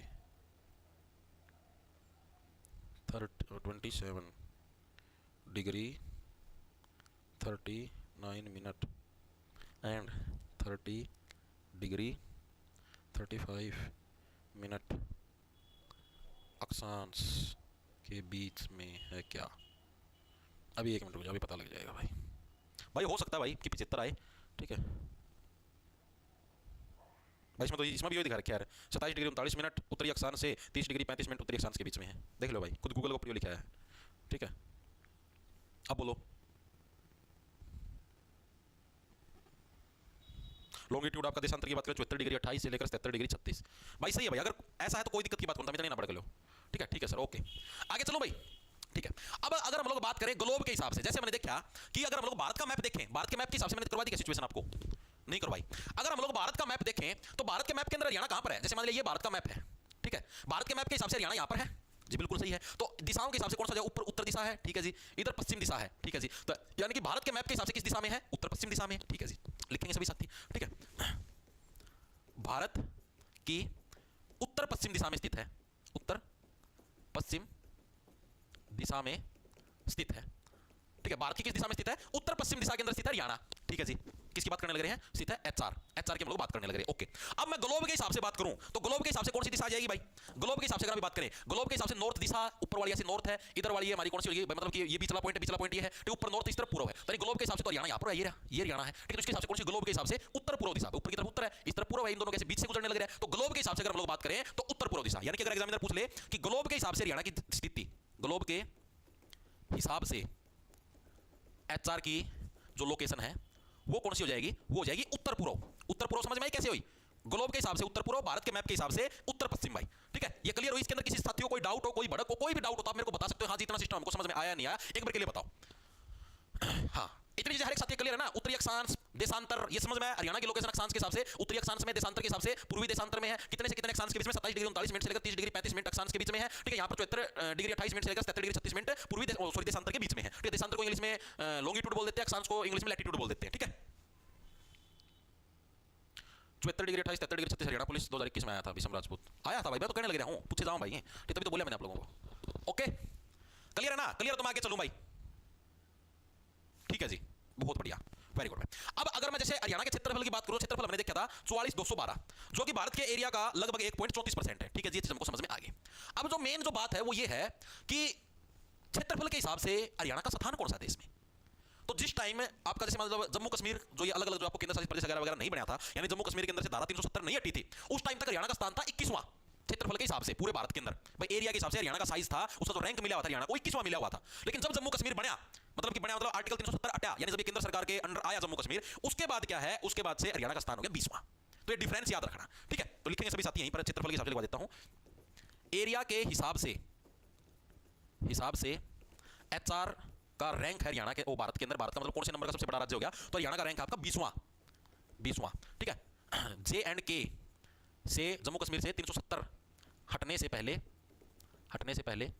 21वां था, ठीक है। ये चीज भी ब्रैकेट में लिख लो भाई, क्या पता आपसे पूछ ले भाई धारा 370 हटने से पहले कौन सा रैंक था? तो 21वां। वर्तमान सिचुएशन देखें तो उसके हिसाब से 20वां रैंक है हरियाणा का पूरे भारत के अंदर, ठीक है जी। ये चीज भी हमको क्लियर होगी। इतना सौदा हर एक साथियों क्लियर है? जी हाँ, बिल्कुल क्लियर है, बहुत बढ़िया बहुत बढ़िया। 35% क्या है? 35% भाई, ओके ओके, ठीक है। अरे हर एक बुक के अंदर अलग अलग है भाई ये, ठीक है। कहीं 30 डिग्री 55 मिला, 75 मिला, ये लड़ाई का विषय है कौन यार? एग्जामिनर कौन ही भाई, यार हरियाणा के एग्जामिनर इतने तकड़े बता, 39 की जगह 30 दे देंगे, 35 की जगह 75 नहीं, इतने कौन ही भाई। पेपर का मैं ऑप्शन भी नहीं दूंगा, 27 डिग्री 39 है ना, तो अगर ऑप्शन 30 मिला, 27 ऑप्शन एक मिलेगा अलग, इतने कौन यार के भाई होशियार। तो इतनी भड़क पाड़ो ना यार, तो अपना हरियाणा जीके का मास्टर थोड़ी ना बनना है। पेपर का कोई 1% और के ना भी आओ, 25% आने हरियाणा जीके के, उसमें 1% के ना भी आओ, इतनी भड़क पाड़ने लग रहे हैं। थोड़ा सोचा करो दिमाग में, अरे कुछ अगर आ भी आओगे तो सबका गलत होगा, जो होगा तो, ठीक है। तो इतनी भड़कना पड़ो यार। ऑप्शन आने होंगे 27 आ गया, नहीं ऑप्शन तो दूसरे ऑप्शन 27 दिखा भी को नहीं, सीधा ऑप्शन देके टिक्का लगे, हाँ 27 डिग्री लगी हुई है, ठीक है। मान लिया 27 सारे में दे भी दिया, तो दूसरे हमारे नु कौन दे आड़ियो 30 दे दिया, अगला 35 दे दिया, अगला 40 नु आओगा। तो खुद ना मेरा जब 3 डिग्री का अंतर बताया था मास्टर ना, भाई ठोक दिया 3 डिग्री अंतर ही था, इतने पूछता है कौन अगला। यो भी मैंने कई अगर ऐसी सिचुएशन हो भी जाता, आज लग कौन पूछ सकते। इतनी भड़कना पड़ा करो यार, इतने छोटी सी बात पर लड़ाई लग जाए, इतना 75 का, इतना 55 का, इतना 35 का है कि मैं इतनी भड़के ना पड़ो यार, ठीक है।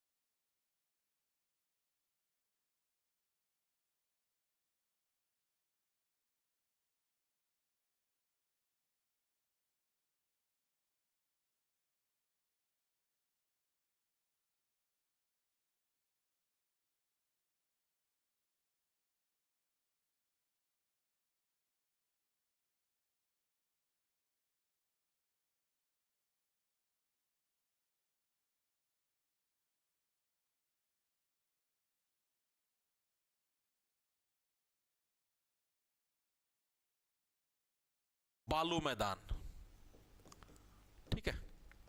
ये दो हिस्सों के अंदर हमने इसको बांट दिया। समतल जो मैदान है बिल्कुल जो सपाट है वो लगभग कितना मिलेगा, वो लगभग मिलेगा 68.21% के लगभग, अप्रोक्स ही, ठीक है जी। जो बच गया तरंगित बालू मैदान वो हमको कितना देखने को मिलता है, लगभग 25.55। बार जो सीईटी का ग्रुप सी का जो परियोग 27 के बाद 28, 29, 30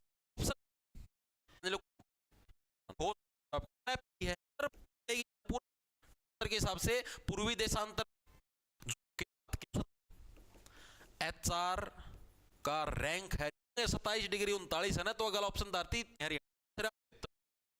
नदी नाले जो भी हैं ये सारे सैन्यजोइक काल के अंदर बने थे। आगे चलो, अब हम लोग बात करते हैं हरियाणा का गठन किस समय हुआ, कैसे हुआ, उसके बारे में बात करते हैं। दो टाइप के काल हमने एंशिएंट हिस्ट्री के अंदर पढ़े थे, याद करो। एक था मेसोजोइक काल, एक था सैन्यजोइक काल। मेसोजोइक काल जिसको मध्य काल भी बोल देते हैं, जिस टाइम से इंसानों का विकास होने लग रहा था, ऐसा माना जाता है कि मेसोजोइक काल के अंदर है हरियाणा अस्तित्व में आया था सबसे पहले। यानी भाई भारत के मैप के ऊपर कितने दिखा था कि हाँ हरियाणा नाम की भी कोई चीज है। फिर जो तुम्हारा सैन्यजोइक काल आया, यानी जब तीसरी पीढ़ी आई इंसानों की, ठीक है, उस टाइम क्या था हरियाणा के अंदर ये जो पर्वत बड़े थोड़े मोटे जो अरावली के पर्वत आ गए, हरियाणा कुछ हिस्सा कम है, ठीक है, शिवालिक पर्वतमाला आएगी, या फिर हरियाणा का जो कुछ मैदानी भाग है, ये सारी चीजें ऐसा माना जाता है नदी नाले जो भी हैं ये सारे सैन्यजोइक काल के अंदर बने थे। ठीक है, पूछ सकता है हरियाणा का अस्तित्व किस काल के अंदर आया, मेसोजोइक। नदी नाले जो पहाड़ हैं ये किस काल के अंदर बने, तो ये बने थे सैन्यजोइक काल के अंदर। तो ये दो काल याद रखना, लिखेंगे सभी साथी। हमारे पास दो टाइप के काल हैं, एक मेसोजोइक काल, जोइक काल, एक तुम्हारे पास सैन्यजोइक काल, सैन्यजोइक काल, ठीक है जी। मेसोजोइक काल जिसको मध्य काल भी बोल देते हैं, इस समय क्या है हरियाणा मेनली अस्तित्व के अंदर आया, ठीक है। पहली बार मुझे हमें धरती पे हिसाब कोई ओसिका है, ठीक है, हरियाणा मेनली अस्तित्व में आया, अस्तित्व में आया, ठीक है जी। और सैन्यजोइक काल के अंदर क्या है, हरियाणा में पहाड़, वन, नदी, नाले बने, प्रकृति ने ये चीजें बनाई, ऐसा माना जाता है इतिहासकारों के द्वारा, ठीक है। इनको रटने की कोई उसकी जरूरत नहीं, सिर्फ समझो, ठीक है। मेसोजोइक के अंदर, मेसोजोइक का मतलब समझ लो भाई, हमने मेसोजोइक में से मेक, हमने उसको बनाया, ठीक है, हरियाणा को बनाया। सैन्यजोइक के अंदर हमने सेना भेजी, प्रकृति ने जाओ वहां पर पहाड़ बनाओ, जाओ वहां पर नदियां बनाओ, जाओ वहां पर नाले बनाओ, इस टाइप से लोग पढ़ सकते हैं, ठीक है जी। अब हम लोग बात करते हैं हरियाणा का भौगोलिक क्षेत्र है कितना, हरियाणा का जो भौगोलिक क्षेत्र है वो है कितना। भौगोलिक क्षेत्र का मतलब जिसके ऊपर सपाट भूमि हो, यानी नदियों वाला एरिया काट दो, ठीक है, तो छोटे मोटे पहाड़, उस पहाड़ी एरिया को काट, यानी कि हम सिर्फ मैदानी भाग की बात करेंगे, ठीक है। यानी कुल मिला के सिर्फ मैदानी भाग। कैसे जी, आपको मैप के अंदर समझाता हूं जी, कैसे जी, आओ मैप के अंदर। जैसे ये हरियाणा तुम्हारा, अब जैसे आपको पता है भाई महेंद्रगढ़ हो गया, रेवाड़ी हो गया, नू हो गया, और ये गुरुग्राम हो गया, यहाँ पर क्या अरावली की पहाड़ियां फैली हुई हैं, तो कुछ एरिया अरावली की पहाड़ियों ने घेर लिया। पंचकुला की तरफ आपको पता है, यमुनानगर की तरफ इधर शिवालिक की पहाड़ियां फैली हुई है, तो कुछ एरिया उसने ऑक्यूपाई कर लिया। यहाँ पर पता आपको यमुना नदी हरियाणा कैसे यहाँ पर बाउंड्री बनाती चलने लगी, कुछ एरिया है इस यमुना नदी ने भी ऑक्यूपाई करे हरियाणा का, मान रहे हो इस बात को, ठीक है। और भी नदियां गुजरती हैं, जो मेन है वो तो यह है यमुना नदी। तो यानी कि इस एरिया को हटाने के बाद मैदानी भाग कितना बना, आप खुद सोच के बताओ, इन सारे ने मिलकर कितना 5-6% एरिया ऑक्यूपाई करा होगा, इतना ही करा होगा। थोड़ी सी पहाड़ी उड़े हैं, थोड़ी सी आड़े हैं, तो एक बीच में नदी गुजर, इस तो कौन कर पावे, ठीक है जी, हमको समझ में आएगी। तो हरियाणा का मैदानी भाग कितना, लगभग 93.76%, 93.76% जो हिस्सा है वो हरियाणा का मैदानी भाग है। और जो बच गया उसके अंदर पहाड़ी एरिया भी आ गया, उसके अंदर तुम्हारा नदी वाला एरिया भी आ गया, और जो भी वन मतलब जो भी एंड बैंड जो भी एरिया बच गया वो बच गया अलग। मैदानी का तो सपाट भूमि जहां पर मिलेगी, जहां पर आप खेती बाड़ी कर सकते हो और सिस्टम कर सकते हैं, एक तरीके से वहां पर आपके पहाड़ वगैरह नहीं है, ठीक है जी। अब ये जो मैदानी भाग है इसके अंदर भी हमने इसको दो भागों के अंदर डिस्ट्रीब्यूट कर रखा है। कौन से, एक तो समतल मैदान हो गया जो जमा सपाट है, ठीक है, एक बालू के मैदान, जैसे जो भिवानी साइड का एरिया है, आप मैप के अंदर जाओगे तो ये जो भिवानी साइड वाला जो एरिया ना, हिसार का कुछ हिस्सा, ठीक है, और ये जो भिवानी का तो पूरा हिस्सा लगा लो, और चरखी दादरी का ये कुछ हिस्सा ऐसा है जो कि राजस्थान के टच की वजह से यहाँ पर बालू रेत मिलता है आपको, ठीक है, तरंगित बालू मैदान इसको बोलते हैं, ठीक है। यानी कि जो मैक्सिमम हिस्सा वो तुम्हारा मैदानी होगा, जमा सपाट मैदान मिलेंगे, बढ़िया माटी मिलेगी, सारा सौदा, ठीक है। लेकिन यहाँ पर तरंगित लच्छेदार आपको मैदान, बालू मैदान आपको देखने को मिलेगा, ठीक है। तो यहाँ पर क्या है, एक तो बिल्कुल समतल मैदान हो गया, समतल मैदान, यहां पर हो गया हमारे पास तरंगित बालू मैदान, ठीक है। ये दो हिस्सों के अंदर मैंने इसको बांट दिया। समतल जो मैदान है बिल्कुल जो सपाट है वो लगभग कितना मिलेगा, वो लगभग मिलेगा 68.21% के लगभग, अप्रोक्स है ये, ठीक है जी। जो बच गया तरंगित बालू मैदान वो हमको कितना देखने को मिलता है, लगभग 25.55% के लगभग, 25.55% के लगभग जो आपका बच गया तरंगित बालू मैदान। ये आपको परसेंटेज याद रखने की जरूरत नहीं है, ये सिर्फ आपको समझाने के लिए बताने लग रहा हूं। याद आपको सिर्फ ये याद रखना मैदानी भाग कितने परसेंट, ये समतल और तरंगित ये याद रखने की जरूरत नहीं है फिलहाल के लिए, ठीक है। फिर भी नजरों में से निकाल लेना, अगर पूछ ले तो अलग बात है, बाकी सिर्फ इतना ही पूछेगा मेरे हिसाब से, जहां तक मेरे को पता है, ठीक है। और ये जो मैदानी भाग है ना, मैदानी भाग को भाई किस मतलब किस नाम से जानते हैं हम लोग, घग्गर और जो यमुना नदी है भाई, एक तो हरियाणा के अंदर से पुराने समय के अंदर घग्गर नदी निकलती थी, और एक यमुना नदी तो आपको पता ही पूरे हरियाणा की बाउंड्री बनाने का काम करती है। तो ये जो घग्गर और यमुना नदी है ना, इसका मैदान भी इसको बोलते हैं, क्यों बोलते हैं ऐसा माना जाता है, घग्गर और जो यमुना नदी है इनके अंदर मिट्टी रेत आता है ना, तो इनके अंदर से जो रेत आया ना, उस रेत की वजह से यहाँ की भूमि उपजाऊ हुई है, तो इसलिए इस मैदानी भाग को क्या बोलते हैं, घग्गर यमुना मैदान के नाम से भी जाना जाता है इसको, घग्गर यमुना का मैदान भी इसको बोला जाता है, जो हमारा मैदानी भाग है, मैदान भी बोलते हैं, ठीक ठीक है, घग्गर यमुना का मैदान किसको बोलते हैं भाई? जो आपका हरियाणा का जो मैदानी भाग इसको क्या घग्गर यमुना का मैदान भी हम लोग बोलते हैं। ठीक है, ये चीज हमको समझ में आ गई। अब हम लोग बात करते हैं हरियाणा की ऊंचाई कितनी है समुद्र तल से। समुद्र तल से ही सारी ऊंचाई मापी जाती है। प्रश्न इंपॉर्टेंट है, एग्जाम के अंदर आया हुआ है। हरियाणा की समुद्र तल से ऊंचाई कितनी है? समुद्र तल से ऊंचाई कितनी ये बताओ भाई। ये सभी को पता होगा, मेरे हिसाब से हर एक साथी को पता होगा समुद्र तल से ऊंचाई कितनी है। दो फॉर्मेट के अंदर आपको बतानी है, एक तो मीटर के अंदर बताओ और एक फीट के अंदर बताओ। ठीक है, मीटर के अंदर कितने मीटर है हरियाणा की ऊंचाई समुद्र तल से, और फीट के अंदर कितनी है? 53 general category Haryana police constable में नाम आ जाएगा क्या? नहीं पता भाई। बांगर, खादर, जलोड़, मिट्टी वो करवाऊंगा भाई मोहित 5 साल, थोड़ा सब्र रख मेरे भाई, सारी चीजें करवाऊंगा। हाँ, कल वो पंजाब और राजस्थान के थे 6-7, उसका मैं कंफर्म कर देता हूं। पंजाब के साथ आपके 6 ही जिले भाई, 7 नहीं है। ठीक है, पंजाब के 6 ही जिले हरियाणा के साथ बाउंड्री बनाते हैं। फाजिल्का है, कई जन उसको मान लेते, कई जन उसको नहीं मानते, लेकिन अगर मैंने पूरा अच्छे तरीके से किया, फाजिल्का मतलब बाउंड्री टच नहीं करता हरियाणा के साथ। ठीक है, तो पंजाब के साथ 6 ही है, राजस्थान के साथ 8 है भाई। एक नया बन गया, मैं मान गया जयपुर के 2 टुकड़े करके एक नया बनाया, राजस्थान के साथ 8 है। जो आपको एडिटेड नोट्स मिलेगा उसके अंदर वो चीज अपडेट होकर आपको मिल जाएगी। ठीक है, 700 700 700 वेरी गुड। 700 से 900 700 से 900 700 से 900 बिल्कुल सही है, वेरी गुड भाई। किसका है यो, क्या नाम है? विशाल जांडली। जांडली कौन सा था? छोटी जांडली, बड़ी जांडली? दीपिका दातेन। 700 से 900 वेरी गुड भाई। देखो, अगर मीटर की अंदर बात करें तो 700 से 900 मीटर की ऊंचाई है समुद्र तल से देखने मिलती है। पूछा गया प्रीवियस ईयर के अंदर। ठीक है, इंपॉर्टेंट मैं पहले बताने लग रहा हूं।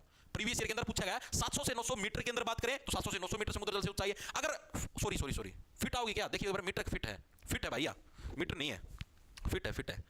700 से 900 फिट, फिट की ऊंचाई है। रुक जाओ, इसको पूरा नहीं ठीक करना पड़ेगा, निचला में लिख देंगे ना। 700 से 900 फीट समुद्र तल से ऊंचाई है। ठीक है, मीटर के अंदर बात करें तो 200 से 300 मीटर। ठीक है, डिफरेंस ये याद रखना, मीटर और फीट। जैसे मैं भी गलती करूं तो आप लोग मत करना। हाँ, फीट है। ठीक है, 700 से 900 फीट 300 मीटर है सर। हाँ, 300 वाली मीटर लिख दी भाई। हाँ, फिट कर दिया भाई, HR 18 कर दिया फिट। ठीक है, 700 से 900 फीट आपकी ऊंचाई है हरियाणा की समुद्र तल से। ठीक है, और मीटर के अंदर बात करें तो 200 से 300 मीटर की ऊंचाई हमको देना। समुद्र तल कहां से मापा जाता है? जो अपना तमिलनाडु, तमिलनाडु के अंदर चेन्नई है, चेन्नई से देखी जाती है, चेन्नई से ऊंचाई कितनी हरियाणा की, तो फीटों के हिसाब से देखेंगे तो 700 से 900 फीट, और मीटर के हिसाब से 200 से 300 मीटर की ऊंचाई हरियाणा की। ऐसे मतलब मिट्टी का हिसाब भी देखा तो ठीक है जी, ओके, हमको क्लियर होगी चीजें दिमाग के अंदर घुसी। ठीक है, अब हम लोग करेंगे हरियाणा का भौगोलिक विभाजन। ये भी 2 टाइप से होता है, अलग अलग चीजें इसके अंदर पूछी जाती हैं। आओ, हरियाणा का भौगोलिक विभाजन। ये जो विभाजन है भाई, ये आपका मेनली 2 तरीके से किया जाता है। एक तो हरियाणा सरकार का डाटा है, उसके हिसाब से हरियाणा सरकार है, उसने हरियाणा को 5 भागों के अंदर डिवाइड कर रखा है। 5 भाग कैसे जी? जैसे एक बना दिया शिवालिक का क्षेत्र बना दिया, एक तरंगित मैदान बना दिए, एक गिरिपादीय मैदान बना दिए, एक अरावली क्षेत्र बना दिया। इसी टाइप से मतलब 5 भागों के अंदर हरियाणा को डिवाइड कर दिया भाई। ये हिस्सा भाई शिवालिक का एरिया हो गया, ये मैदानी भाग हो गया, ये गिरिपादीय मैदान है, ये अरावली का क्षेत्र हो गया नीचे वाला एरिया। उस हिसाब से हरियाणा को 5 भागों के अंदर बांटा है। फिर एक साइंटिस्ट साहब है, ठीक है, उन्होंने हरियाणा को 8 भागों के अंदर बांटने का काम किया है। तो इन भागों के बारे में हमको पढ़ना पड़ेगा। ठीक है, जो कि पूछा जाता है भाई हरियाणा सरकार के अनुसार हरियाणा को मतलब कितने भागों के अंदर बांटा गया? 5 भागों के अंदर। ठीक है, वो साइंटिस्ट के हिसाब से हरियाणा कितने भागों के अंदर बांटा गया है? 8 भागों के अंदर। ठीक है, हाँ भाई विषम राजपूत 8 अलग अलग है भाई, बिल्कुल बिल्कुल। ठीक है, देखो भाई, तो लिखेंगे HR सरकार के अनुसार, हरियाणा सरकार के अनुसार अगर आपसे पूछ ले तो कितने भाग हैं? 5 भाग हैं, 5 भाग हैं। फिर एक जो मैंने बताया साइंटिस्ट है, साइंटिस्ट साहब है, जसबीर सिंह नाम है उनका, शायद जसबीर सिंह नाम है क्या भाई? कोई एक बार कंफर्म करना कमेंट बॉक्स के अंदर, जसबीर नाम है क्या? डॉक्टर जसबीर, हाँ ठीक है, साइंटिस्ट है भाई डॉक्टर जसबीर, मतलब भौगोलिक साइंटिस्ट है, धरती के बारे में जो प्रकृति के बारे में ज्ञान को रखा, पर्यावरण के बारे में। इसके अनुसार इन्होंने हरियाणा को 8 भागों के अंदर डिवाइड किया। पूछा जाता है भाई कि हरियाणा सरकार के अनुसार टोटल हरियाणा को कितने भागों में बांटा गया है?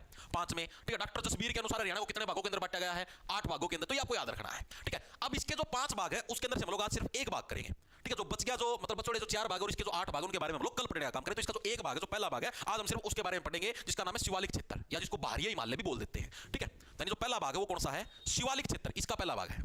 ठीक है, शिवालिक क्षेत्र, जिसको हम लोग क्या बोलते हैं? जिसको बाहरी हिमालय भी बोल देते हैं। बाहरी हिमालय यानी हिमालय का बाहरी हिस्सा, एक्सटर्नल पार्ट। शिवालिक क्षेत्र के बारे में अब हम विस्तार पूर्वक पढ़ेंगे, एक्सप्लेनेशन के साथ। शिवालिक क्षेत्र है क्या, कैसे क्या कुछ बना था, सारी चीजें विस्तार पूर्वक हम लोग देखेंगे। शिवालिक क्षेत्र में हमको देखने को कहां पर मिलता है? हरियाणा के अंदर। हरियाणा के जो 3 हिस्से हैं, ठीक है, सॉरी 3 जिले हैं, कौन कौन से? आओ ये रे, एक तो पंचकुला, थोड़ी व्हाइट कलम लेता हूं, एक तो पंचकुला के अंदर फैला हुआ है, एक अंबाला के अंदर, एक यमुनानगर के अंदर। इन 3 जिलों के अंदर ऐसे ऐसे शिवालिक की पहाड़ियां फैली हुई, जैसे सारी क्या है? शिवालिक पहाड़ियों के एरिया के अंदर आएगी भाई। ठीक है, तो आपसे पूछे शिवालिक पर्वतमाला हरियाणा के कितने जिलों के अंदर फैली हुई? तो हरियाणा के 3 जिलों के अंदर फैली हुई। कौन कौन सी? पंचकुला के अंदर, अंबाला के अंदर, यमुनानगर के अंदर। हरियाणा की किस दिशा के अंदर शिवालिक पर्वतमाला है? तो हरियाणा की जो उत्तरी दिशा है, या फिर आप इसको उत्तर पूर्व दिशा भी बोल सकते हैं। उत्तरी दिशा, उत्तरी हरियाणा के अंदर आपको शिवालिक पर्वतमाला देखने को मिलती है। नीचे जो हिस्सा है, यहां पर आपको अरावली पर्वतमाला यानी कि दक्षिणी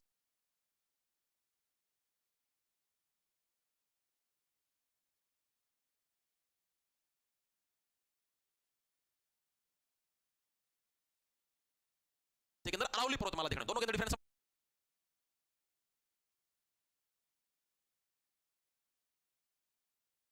समझ में आया? उत्तरी हिस्से की बात करेंगे शिवालिक, भगवान शिव हैं वे हिमालय पर्वत के अंदर रहते, इसलिए यानी शिवालिक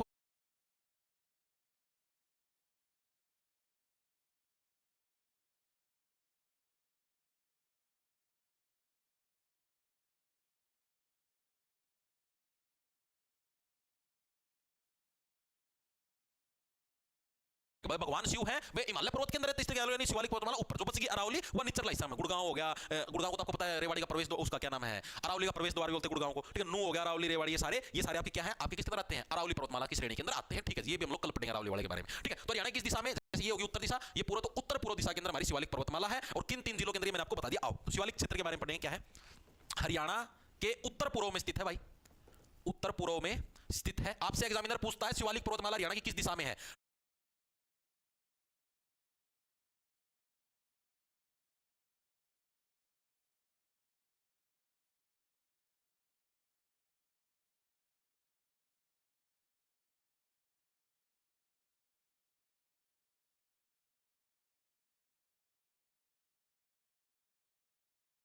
पूछता है शिवालिक पर्वतमाला हरियाणा की किस दिशा में है, ठीक है। तो उत्तर पूर्व दिशा में है, अगर उत्तर पूर्व ऑप्शन में ना मिले तब आपको उत्तर लगाना है, वरना प्रेफरेंस आपको किसको देनी है, उत्तर पूर्व लग देनी है, ठीक है जी।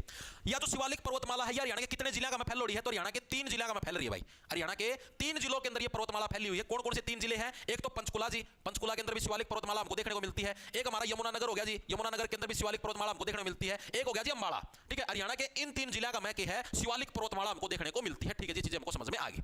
अब ये जो शिवालिक पर्वतमाला है इसकी ऊंचाई कितनी है, मतलब ये जो पहाड़ियां हैं हरियाणा के अंदर इनकी ऊंचाई कितनी देखने को मिलती है, ये प्रश्न एग्जामिनर पूछता है अक्सर, कितनी हमको देखने को मिलती है, तो 900 से 1100 मीटर, फुट नहीं अभी मीटर है, 900 से 1100 मीटर की ऊंचाई है शिवालिक पर्वतमाला की, हमको देखने को मिलती है। बहुत इंपॉर्टेंट है, बहुत ज्यादा इंपॉर्टेंट। कैसे याद रखोगे, शिवालिक की पहाड़ियों के ऊपर चढ़ना नॉट अलाउड, 900 मतलब not allowed, no no no no no 900 no no no not allowed, Shivalik की पहाड़ियों के ऊपर नहीं चढ़ना, बहुत ऊंचाई, बहुत ठंड है, गिर जाओगे चोट लग जाएगी, ठीक है। 900 से 1100 मीटर आपकी इसको ऊंचाई देखने को मिलती है, ठीक है। और शिवालिक का मतलब जो शिवालिक की जो पहाड़ियां हैं इसने हरियाणा के भौगोलिक क्षेत्र का कितना एरिया ऑक्यूपाई कर रखा है, कितना एरिया, मतलब जैसे ये जो व्हाइट हिस्सा ये हरियाणा के टोटल, मतलब जो टोटल हरियाणा का एरिया उसके कितने हिस्से के ऊपर है, तो लगभग 1.67% हिस्से के ऊपर ये शिवालिक पर्वतमाला, ठीक है। जो ये सारा एरिया जो इन 3 जिला का फैल रही है ये लगभग 1.67%, जैसे हरियाणा का एरिया 44,212 वर्ग किलोमीटर है, तो उसका लगभग 1.67% का जो उतना एरिया के ऊपर शिवालिक पर्वतमाला हमारा देखना मिलेगी भाई, ठीक है जी। और ये कितनी है, एचआर के हरियाणा के 1.67% हिस्से पर है, ठीक है। यानी 44,212 है, उसका 1.67% कर लो, इतने वर्ग किलोमीटर एरिया के ऊपर हमना शिवालिक पर्वतमाला देखना मिलेगी, ठीक है जी। ये चीज भी हमको समझ में आ गई,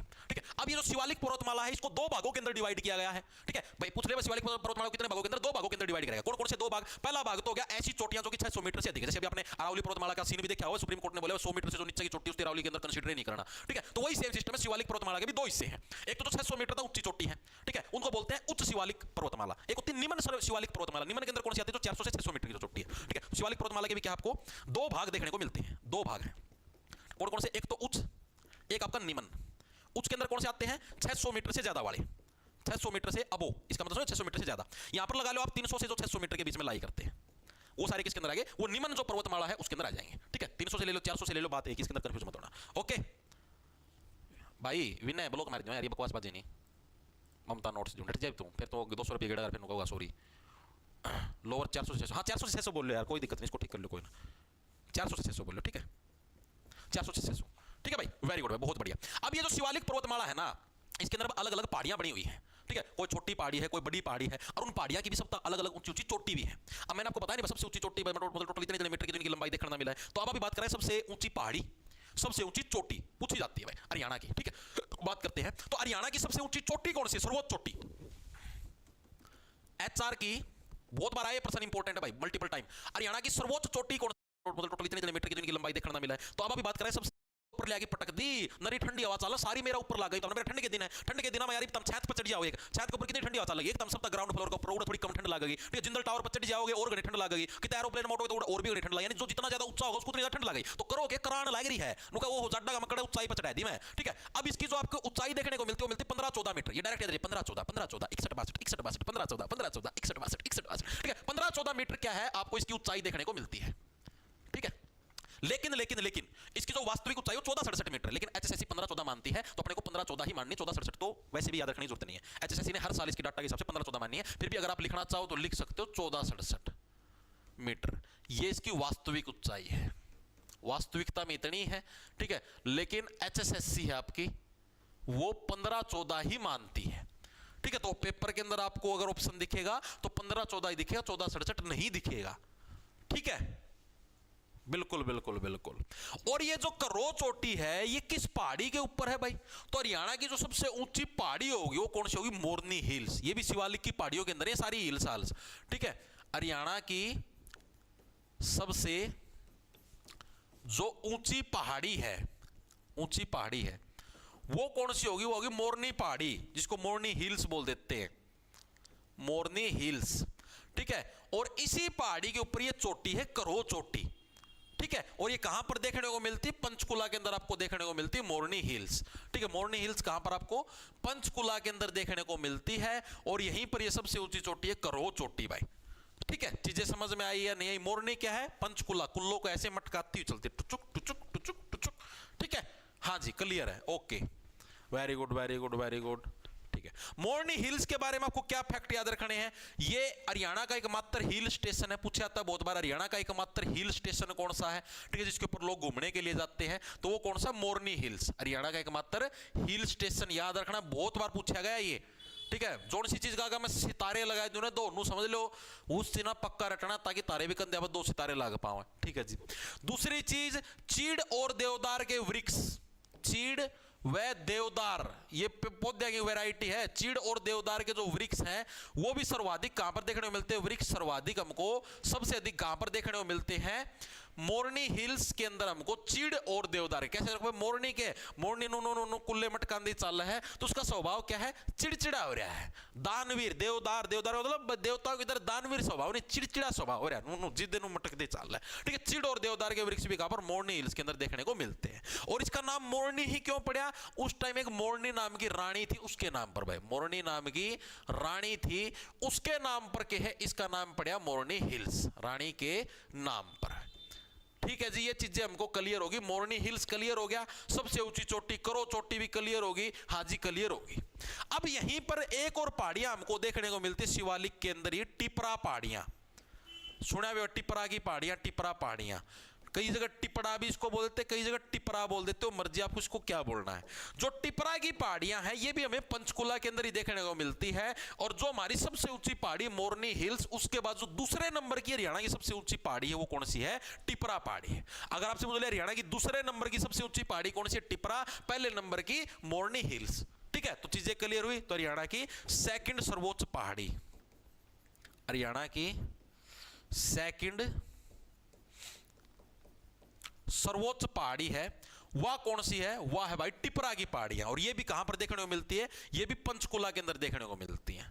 टिपरा की पहाड़ी भी पंचकुला में, मोरनी हिल्स भी पंचकुला में, करो चोटी आपकी ये जो मोरनी हिल्स है इसके ऊपर आपको देखने को मिले, ये भी पंचकुला का मैं एक डालता, ठीक है जी। चीजें समझ में आगे दिमाग के अंदर घुस गई, ठीक है भाई। अब जो ये तुम्हारा शिवालिक की जो पहाड़ियों का जो एरिया है, अब इन पहाड़ियों के ऊपर मैंने बताया वृक्ष भी है, मैंने बताया जैसे भाई चीड़ और देवदार के वृक्ष, ये चीड़ और देवदार के वृक्ष हैं। तो ये जो वृक्षों का जो मैक्सिमम एरिया ये आपको कहां पर देखने को मिलता है? तो ये पंचकुला के अंदर देखने को मिलता है। जो चीड़ और देवदार के जो सर्वाधिक वृक्ष देखने को मिलेंगे शिवालिक पहाड़ियों, लिख देता हूं, शिवालिक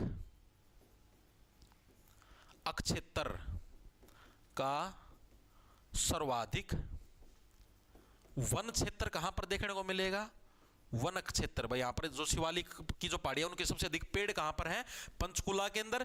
और सर्वाधिक अगर हम लोग बात करें वर्षा क्षेत्र, बस शिवालिक की पहाड़ियों के अंदर सबसे ज्यादा बारिश है हरियाणा के किस जिले के अंदर पड़ती है? तो वो अंबाला के अंदर भाई, ठीक है। डिफरेंस है ये।